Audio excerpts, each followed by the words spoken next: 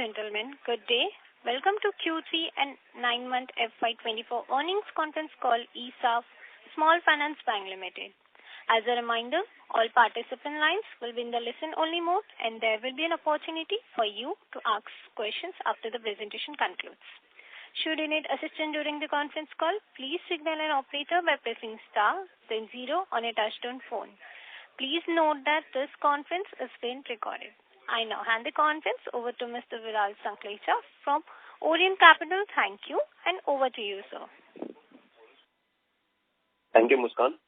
Good morning, ladies and gentlemen. I welcome you for the Q3 and 9-month FY24 earnings conference call of ESAF Small Finance Bank Limited.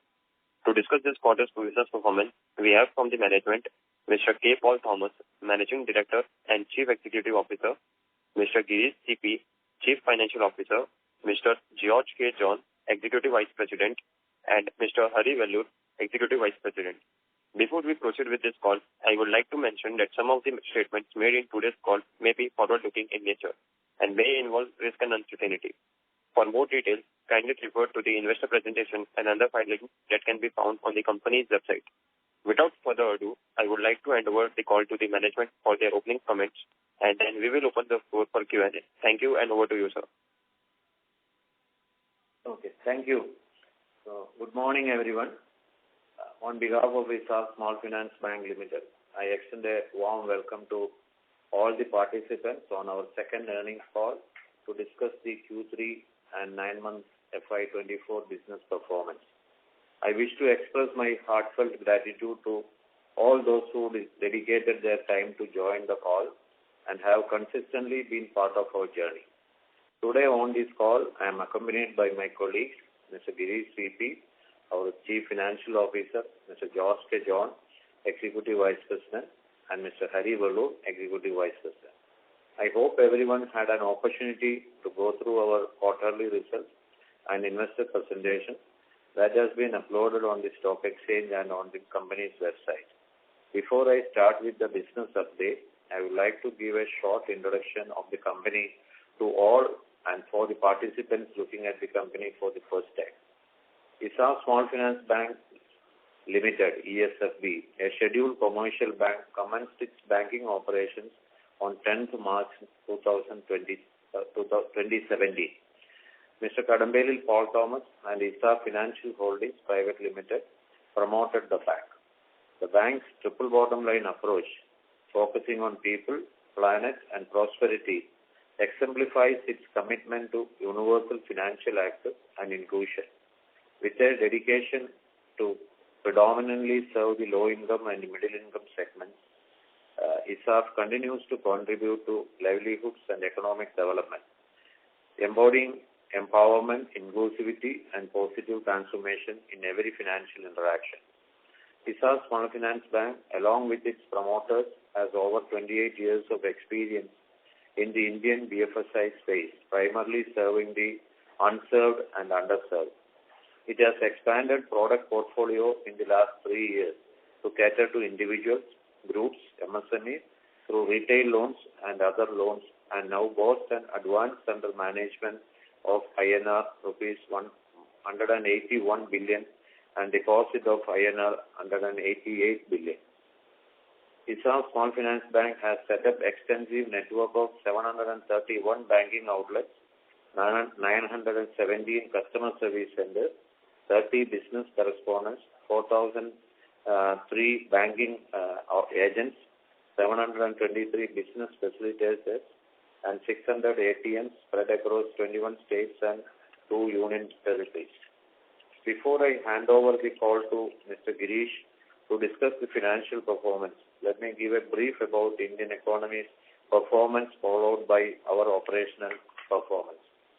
In the monetary policy meet yesterday, the RBI kept the repo rate unchanged at 6.5%. They also anticipate real GDP growth of 7% for the fiscal year 2025, with risk evenly balanced.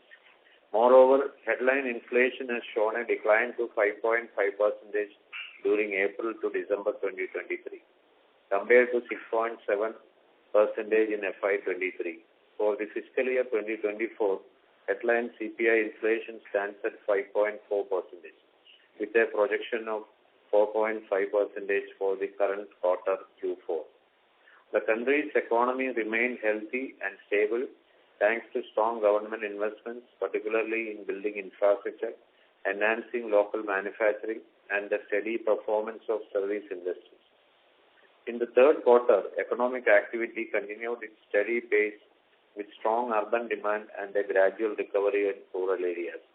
Public sector investments remained robust, supporting investment endeavors. Financial markets and banking conditions remained largely stable. Bank lending grew consistently at around 16%, while deposit growth increased from 12% to 14%, narrowing the gap between them. The banking system saw liquidity moving from a deficit to a surplus as the RBI scaled back pandemic-era monetary support. Looking forward, we anticipate private consumption to be bolstered by improving rural demand, a thriving manufacturing sector, and ongoing growth in services. Additionally, government infrastructure initiatives and anticipated private sector investments should further drive economic activity. Moving on to our operational performance, as on December 31st, 2023, we proudly served over 7.94 million customers, with a significant majority being women. Our extensive reach and spans across 21 states and 2 union territories. Notably, our gross advances to customers outside of Kerala amounted to INR 10,412 crores, constituting 60.7% of total gross advances.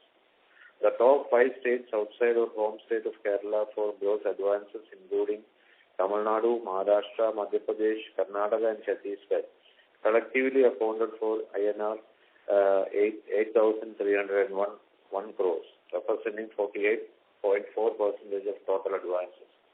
Our advances under management surged from rupees 13,351 crores in Q3 FY23 to INR 18,149 crores in Q3 FY24, marked a growth of 36% on year-on-year basis. Moreover, our commitment to accessibility is evident with the 731 banking outlets and 600 ATMs, which are strategically located in these areas. In addition to this, we have 917 customer service centers operated by 30 institutional business correspondents and 403 banking agents. To conclude, I would like to express my appreciation for your continuous support. We are committed to sustaining our focus on growth, the quality of our portfolio, and operational efficiency. With a strong financial foundation and strategic initiatives in place, we are well positioned for a prosperous and profitable future. With that, I will now pass on the call to Mr. Girish, CFO, to present the financial performance. Thank you, sir, and good morning to all of you. I sincerely appreciate your presence on this conference call today. Please allow me to provide you with an overview of financial performance for Q3 and 9 months FY24. We as a bank are focused on the unbanked and underbanked, particularly in rural and semi-urban areas. As of December 23, approximately 70% of our growth advances cater to customers in these regions, with 62% of our banking outlets strategically placed there.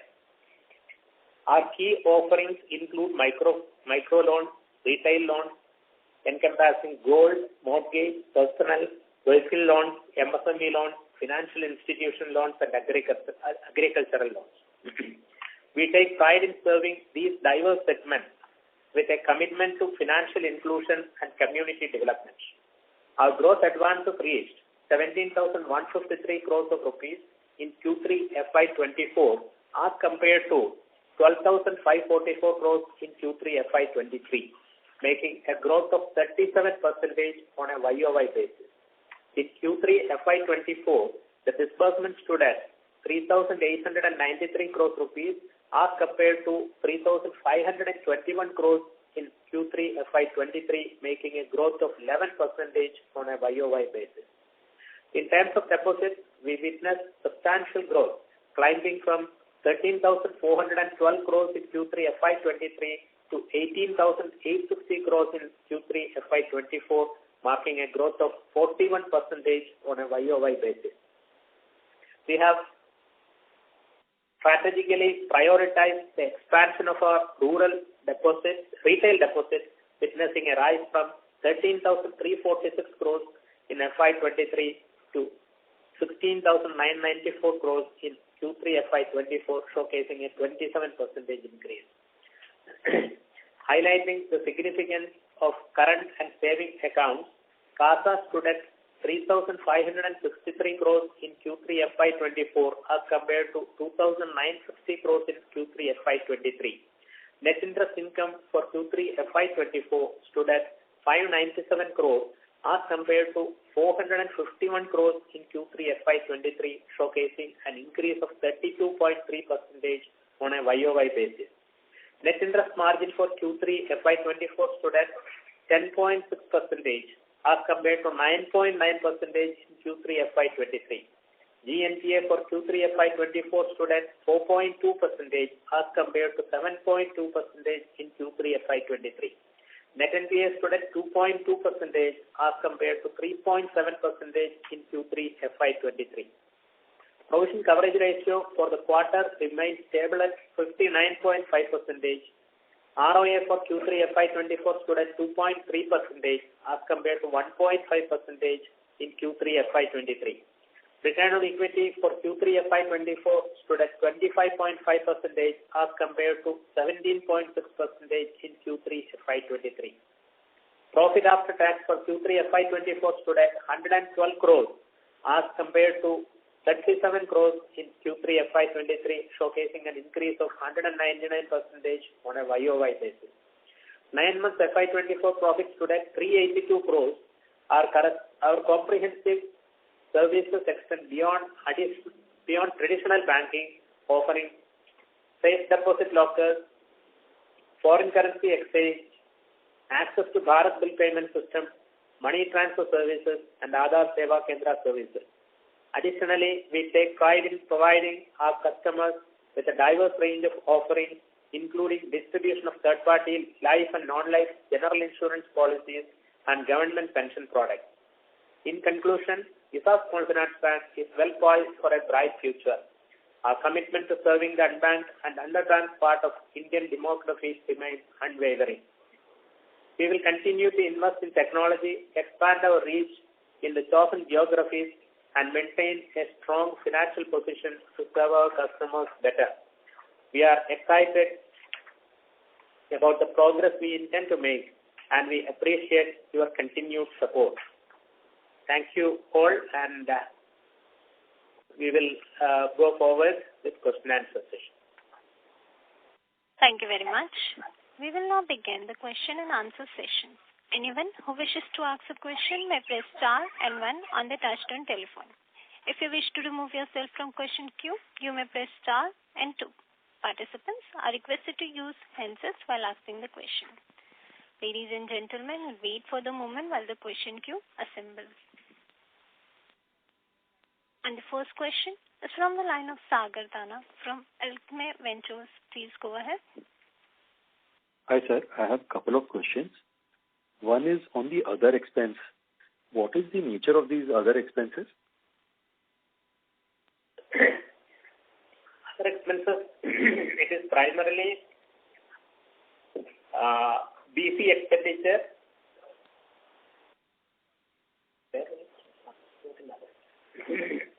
It is mainly BC expenditure, rental, electricity, then advertisement, publicity. So what contributed, of these other expenses, what contributed to the rise by almost 45-50% in this quarter YOY? And if I see other expenses as a percentage of income, that too has gone up by nearly 300-400 bits. Can you explain what caused this rise?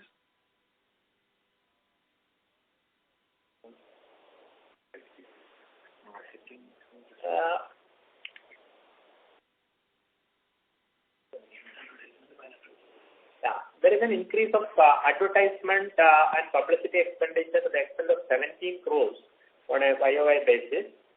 Then there is an 8.77% increase in rent, taxes and lighting. There is a 27% increase in the employee cost and 46% increase in the other expenditure, which mainly is the BC expenditure, which increased by 48%, that is 180 crores, because of the business volumes have gone up. But sir, if I see BC expenses as a percentage of income, that has gone up. So is there any formula with respect to these BC expenses? Because I believe BC expenses is to our own parent, right? To the promoter itself. No, there is no change in the formulas. The BC expenditure has primarily gone up because the business volumes also have gone up. And the collection vis-a-vis last year, the collection efficiency also has gone up. So is it linked to some kind of volume growth, number of customer acquisition growth, NII growth? What is it linked to? The main component of the basic cost is the percentage of collected amount. That is the primary thing. There is a small component of new customer addition as well as maintenance of customers. Got it. My second question is with respect to NPAs. So if you see this quarter, NPA has shot up to 335 crores versus 186 in Q2. Can you explain this?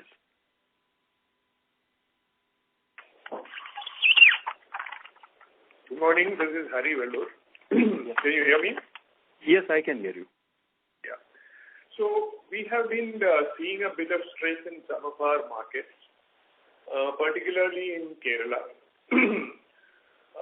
There are a few factors behind this. One is, of course, that our principal BC, with whom we have a lot of business going on, we have seen a lot of staff attrition happening in that BC. One. Second, there is a lot of unregulated entities who have also entered this business in the last 2 years or so. What we have been doing, in fact, is that we are slowly reducing our exposure in some of these markets where we see stress. Apart from Kerala, we've seen a stress in a few districts in central Tamil Nadu. Then there has been some stress in Madhya Pradesh and Chhattisgarh. So in these places, we have deliberately reduced our exposure. We have reduced disbursements also. And wherever we've been able to control it and, our recovery collections have gone up, we are continuing to do business. In other places, until our collections come up significantly, we have taken a decision to, control the kind of business we do. This is the primary reason why the NPAs have gone up. If you see from a state point of view, as I said, Kerala, primarily in central and south Kerala, Tamil Nadu, it is mid Tamil Nadu, whereas in the coastal areas and south Tamil Nadu, we are doing extremely well. Madhya Pradesh and to some extent in Chhattisgarh. But sir, if I see our provision cost, and that has come down despite the NPAs going up. So what explains this? The provision cost has not come down. In fact, we have done some kind of, over and above the minimum required provisions we were maintaining, which has been partially utilized for the slippages. Sir, if I see Q2 provision cost, that was 100 crores, and this quarter, despite NPAs going up nearly doubled, our provision cost has gone up only by 30-35%.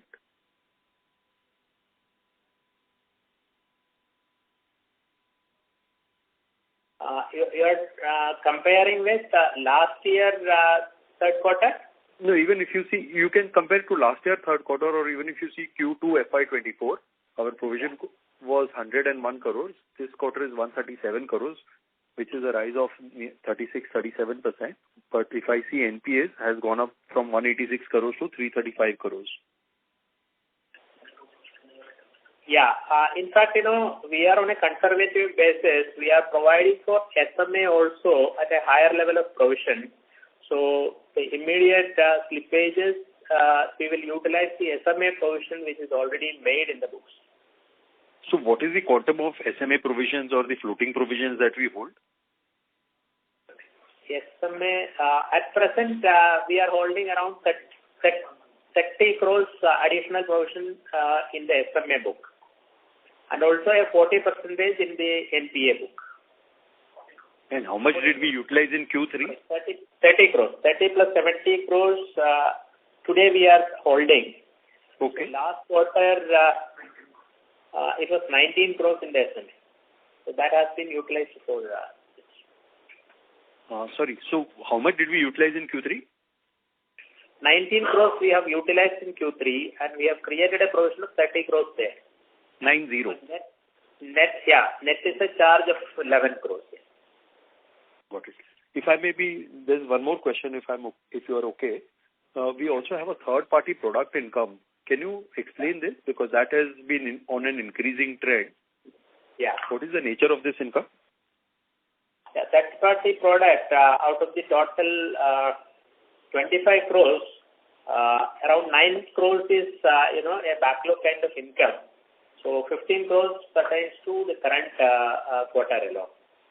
So mostly insurance.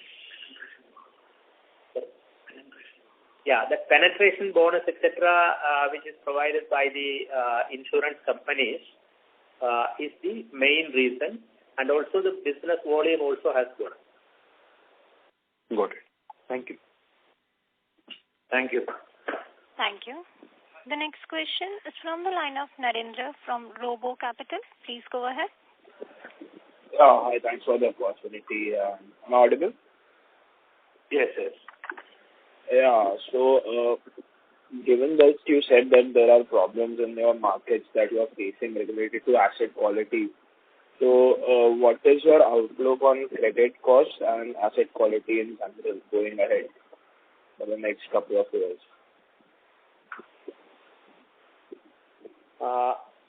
There could be some level of, this current elevated credit cost position may continue for 1 or 2 quarters. That is what we expect as things stand today.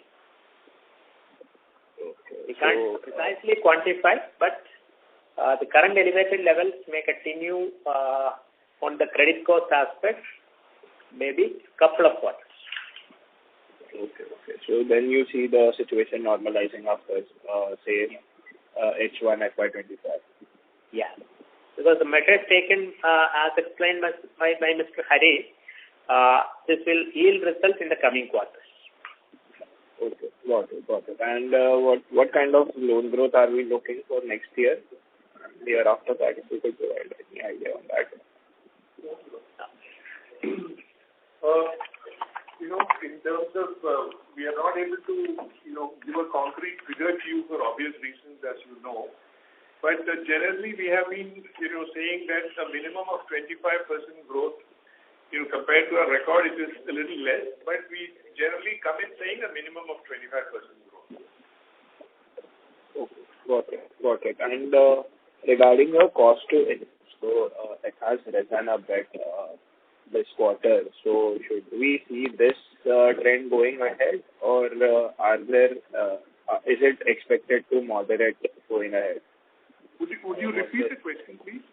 I was saying that your cost to income ratio has gone up a bit this quarter. So is this the steady state cost to income, or can we expect it to moderate going ahead? Credit cost and cost to income ratio is almost stable. There is no significant increase as far as the cost is concerned. Okay, so it should be around 56, 57 going ahead, right? Yeah. Okay. Got it. Thanks, I will call back in the future. Thank you. The next question is from the line of Deepak Podar from Sapphire Capital. Please go ahead. Yeah, am I audible, sir? Yes, audible. Yes. Yep.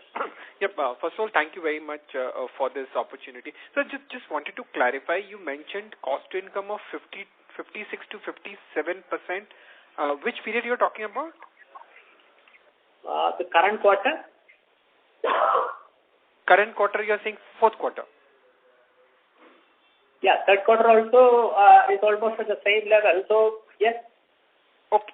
So that includes your other income as well, right, in this calculation? Yeah. Other income, the one-off is only to the extent of 9 crores. Okay. And so how do we see that going forward? I mean, if we have to see for FY25-26 next 2 years, how do we see the credit, cost to income? We will be able to maintain at 50% level. Marginally plus or minus. 50% in what, next 2 years or? 60% which is at the current level. It may not significantly change. Okay. And this quarter you mentioned there were ad expenses, right? So what was the quantum? I missed that number you mentioned, I think in your... 17 crores. 117 crores. Yeah. Okay. And so that will continue. I mean, was there any one-off in other expense that will not reoccur or this will be on a continuous basis? This is one thing which we have incrementally done for branding during the current quarter, which may not repeat in all quarters. So what is that quantum? That's 17 crores, 17 crores may not repeat. Yeah. Okay. Fair enough. I got it. And in terms of your credit cost, I mean, even if you see our PCR is also low at about 55-60%. So just wanted to have some understanding, where do you aspire your PCR to go up, or because some of your peers do have a very high PCR that they are maintaining, right? So what is our thought process in terms of PCR ratio, and secondly in terms of credit cost for next year, how do we see that? I mean, you mentioned that for 2 quarters it might remain elevated, right? But once it normalizes, maybe in 3 quarters, what's the level that we are looking at? Yeah, the PCR came down because of the recent slippages which we have seen. So once the slippage ratio comes down, definitely the PCR will go up. And as I explained, maybe 1 or 2 quarters it will be almost at the same level, and after that definitely the PCR will improve drastically. And next year, if you estimate, the credit cost will be somewhere around 2.5% plus. 2.5% a year as a whole, right? We are talking about. Yeah. Okay. And generally in terms of ROA, I mean, do we have any kind of aspirational ROA or a ROA range that we generally? ROA, what we have in mind is around 2%. 2% ROA on a sustainable basis, I mean. Yeah.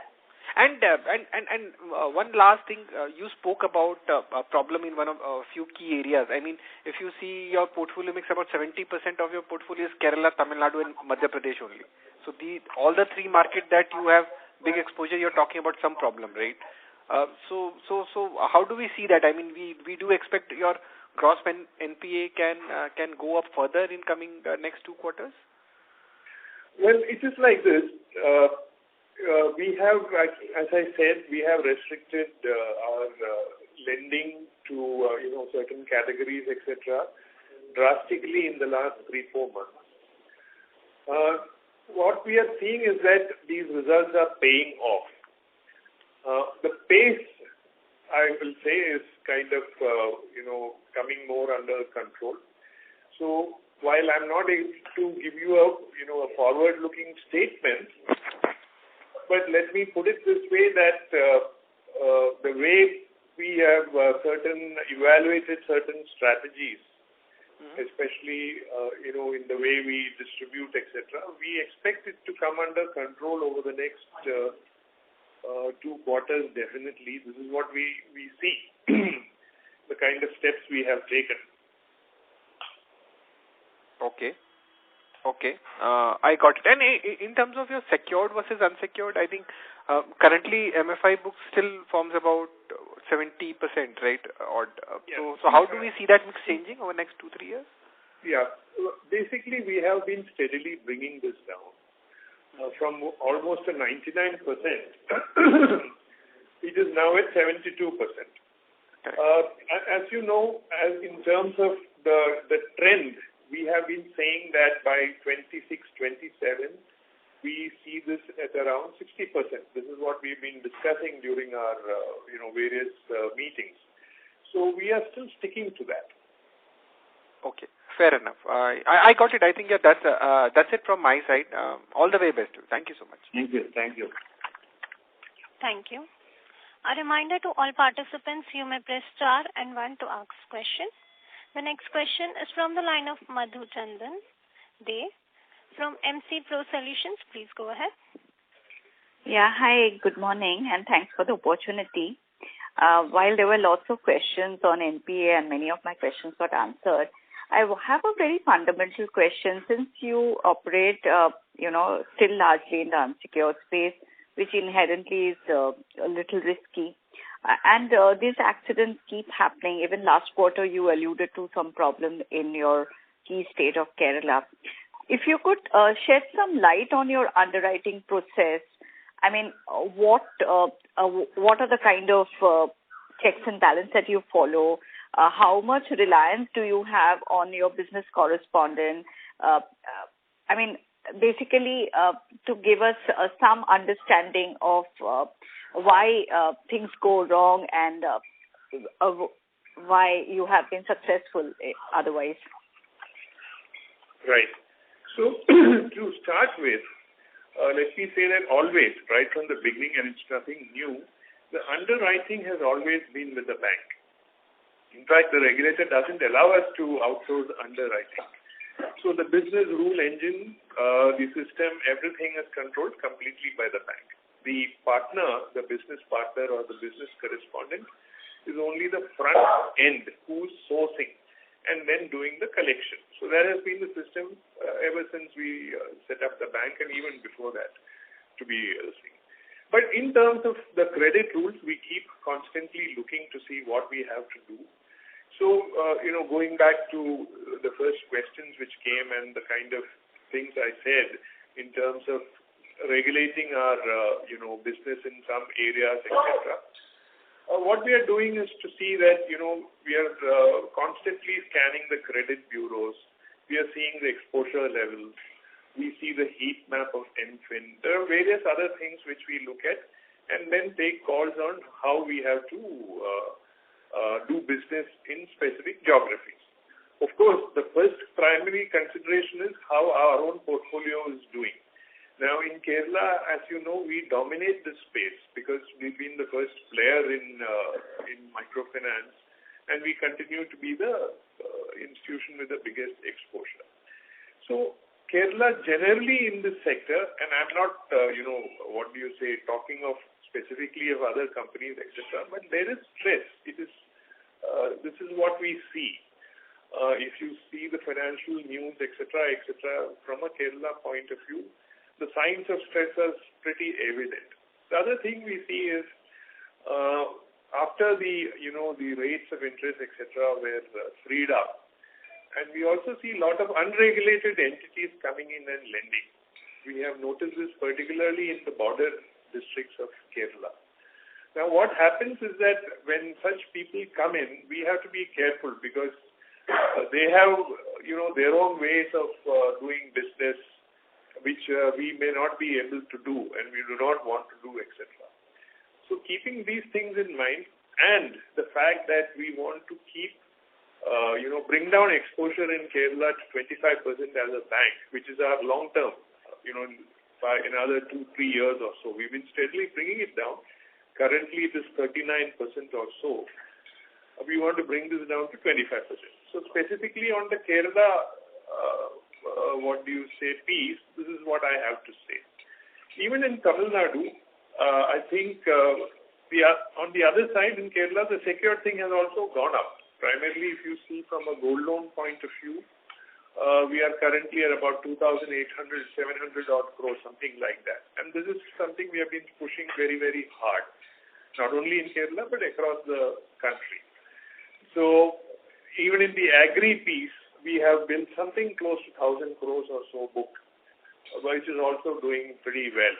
So we are steadily reducing our dependence on the unsecured book, so to say, not only in Kerala, across the country. Kerala particularly because we always had a big exposure.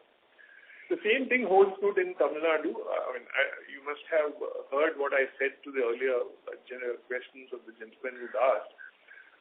In central Tamil Nadu, we are seeing some issues, which is why we have kind of reduced disbursements, etc., and bringing up the collection efforts. Whereas South Tamil Nadu is doing well, and that's a big market for us also.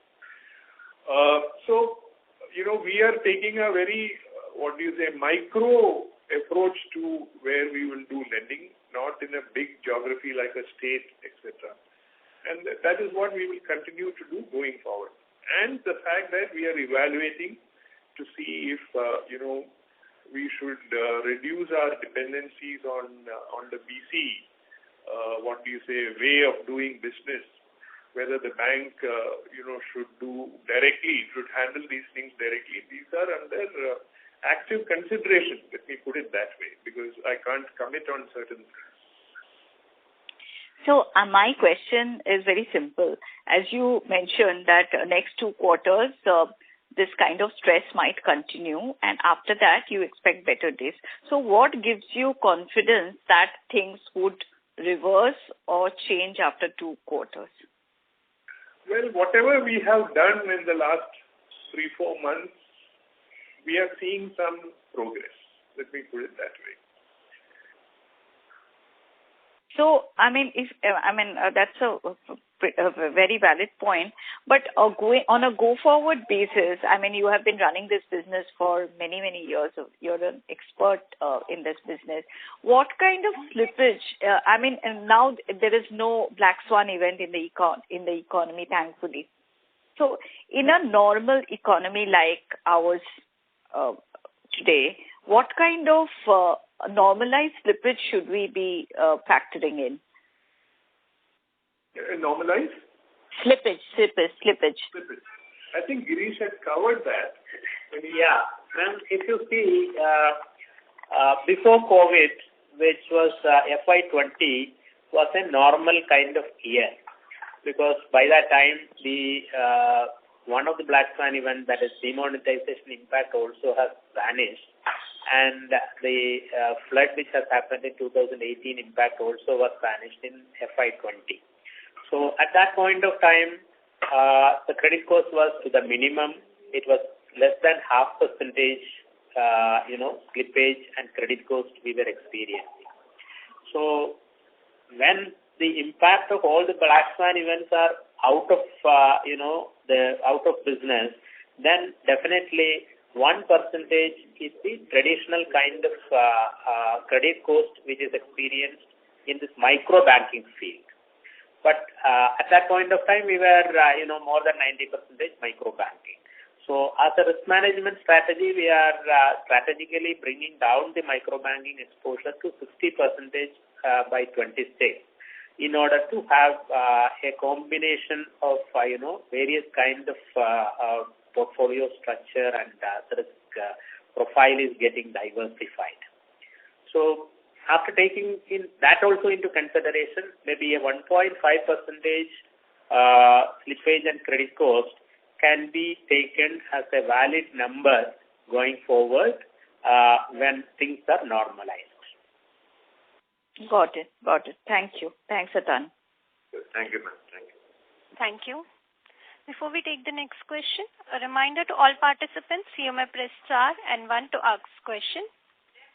The next question is from the line of Manthan Patel, an individual investor. Please go ahead. Hello.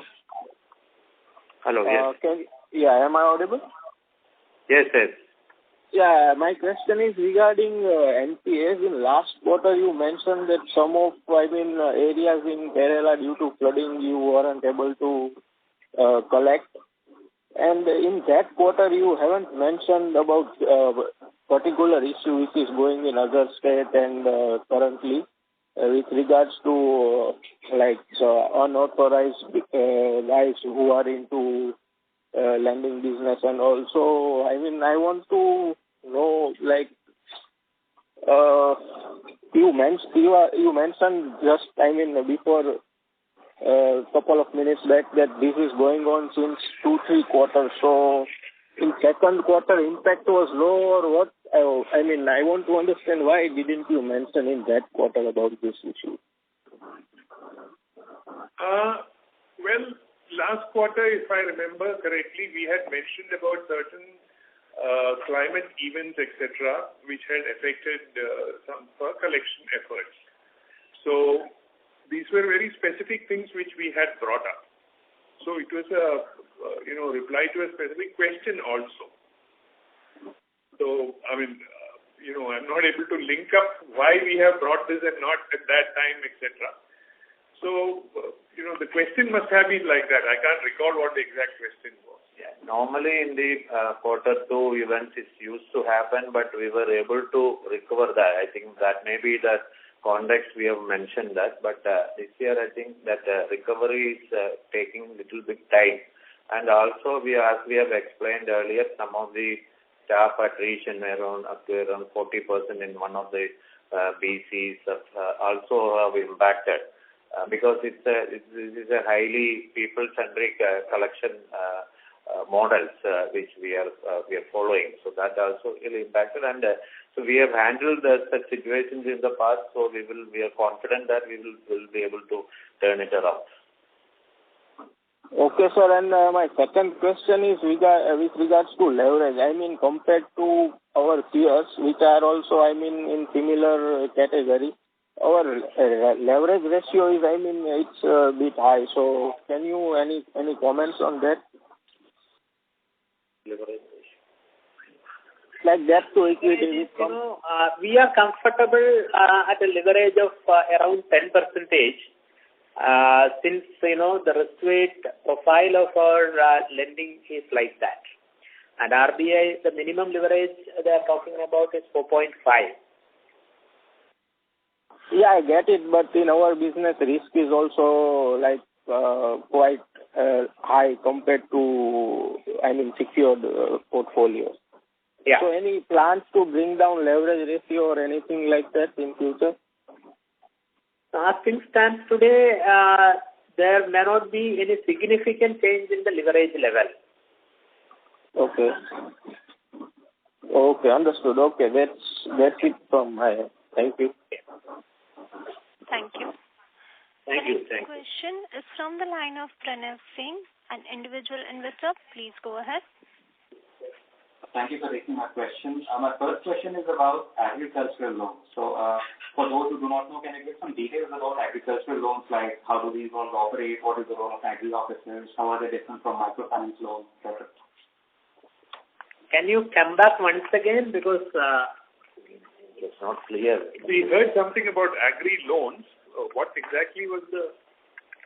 Sure. I was saying that to the uninitiated like me, could you give us some details about agri loans, like how do these loans operate, what is the role of agri officers, how are they different from microfinance loans? Some basic details. Right. So we have a team of close to 120 odd agricultural relationship officers, we call them AROs, who are in the field. Essentially, the lending is through farmer organizations. And we actually, we are a pioneer in promoting such organizations also. As a strategy, we believe that we will be doing far more business in this field in the days to come. So groups of farmers who have come together and registered themselves in a particular fashion, we approach them and we do lending to them in a secured manner. This is the, broadly, this is the, arrangement we have for agricultural lending. Apart from that, as other banks do, we have, farmers green card, we have a Kisan card, We do other secured lending to agriculturists, etc., etc. Okay, and what would be the security in these cases, if you could share nature of security? Yeah, there is a hypothecation involved. And also, large ticket loans, we take collateral security. We also have entered into a partnership with NABARD for a guarantee fund for lending to farmer producer organizations. And also, we have signed up for the agri infrastructure funding of the Government of India. It is also comes with a guarantee. So we also signed up for that guarantee also. So we are focusing, we are adding our team strength in the agri relationship officers. All of them are agricultural graduates and experience in working in the agri finance domain. So we will be expanding that. That's our plan. Thank you, sir. Yeah, I mean, this is, I would say, a much needed initiative. And my second question is about advantages and disadvantages of using banking correspondents rather than own branches and employees in the bank. And is the regulator concerned that our largest BC is a related party?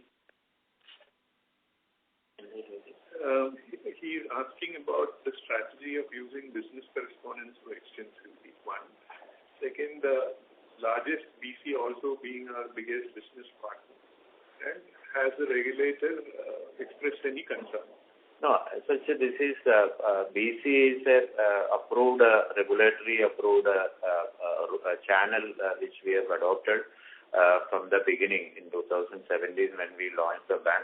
So we started with one BC, which is a related party, part of the group entity, a cooperative. But as of now, we have expanded to 30 business correspondents, and we have taken this channel as one important channel along with our banking outlet channel. So the business correspondents, the institutional BCs together, they have a distribution centers of more than 917 customer service centers. So all investment is gone by the BCs. So it is a good sourcing centers. We are also now opening banking outlets surrounding those BCs as an hub and spoke model to extend all products to the customer sourced through the BCs. So we believe that it is a very good model, and we are also at the same time we understand the concern on the concentration by the investor community.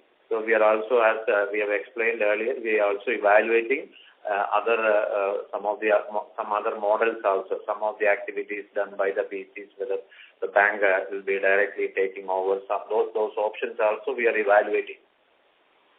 Okay. And lastly, briefly, sir, the ROA guidance was 2%, but the way we calculate ROA is on the basis of gross AUM, not the total assets. So like on the basis of 18,000 crores, not 24,000 crores.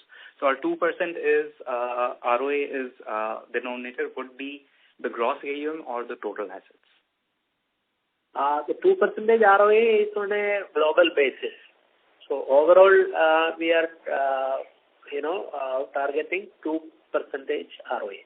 And we should take like 24,000 crores as the denominator and not only 18,000 crores. Okay. Thank you, sir. That is all from my side. Thank you.